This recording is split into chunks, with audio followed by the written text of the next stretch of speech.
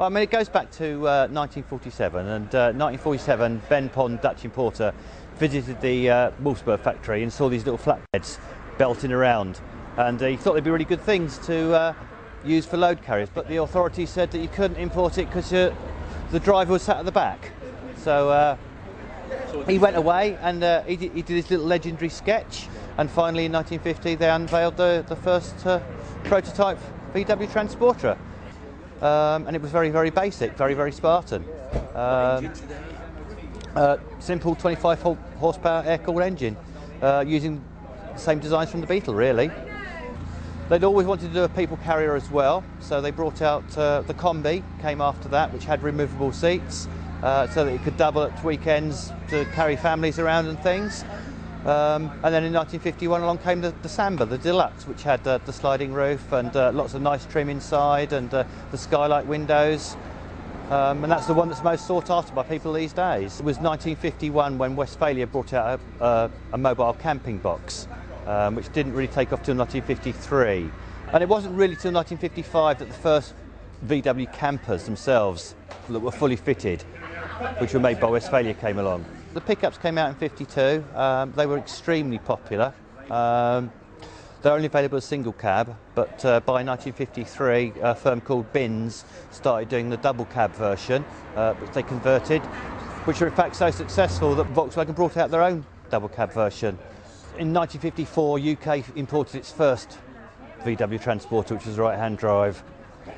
It was 1955 when there was a real massive redesign in the Transporter. Up until that time it had no peak over the windscreen, which you'll see for the air intake, and they had this huge big lid at the back, hence the name called barn door buses. But in 1955 they were all redesigned completely. The inside was made better, the engine was made smoother, different suspension, different braking, improvements all the way round, really. That stayed right the way through pretty well until around about 1962-63, when they introduced a different size back window. By 1961 the sales had been so successful they actually produced 1 million Transporters. By 1967 the split screen was getting a rather tired model. They had plans to change it, and so they finally introduced a brand new model in August 1967, which we call the bay window, which the Americans call the bubble window, which has the one-piece windscreen as opposed to the distinctive two windscreens, hence the name split screen van.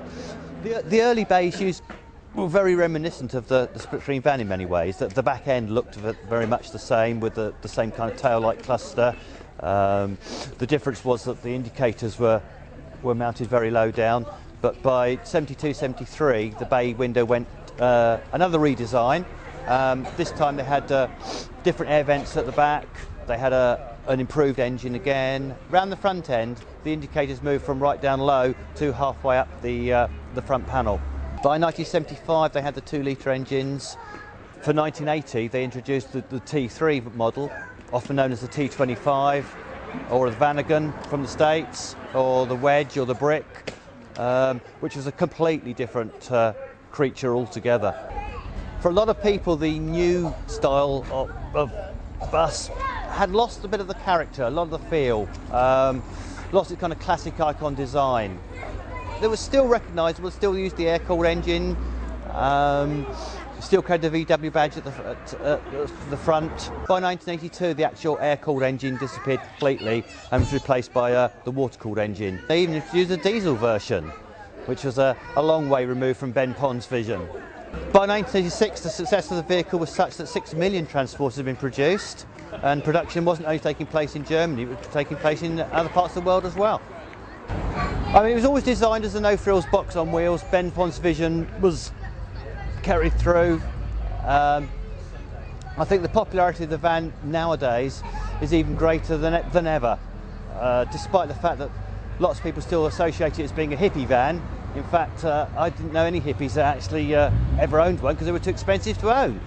The only reason that young people used to have them is because they were cheap and reliable to pick up second-hand ones, which they could then paint up in whatever colours they wanted to. They're also very, cool things for surfers, because what else can you stick your longboards on the top of and sleep inside of on the beach? Let's go surfing now, everybody's learning how.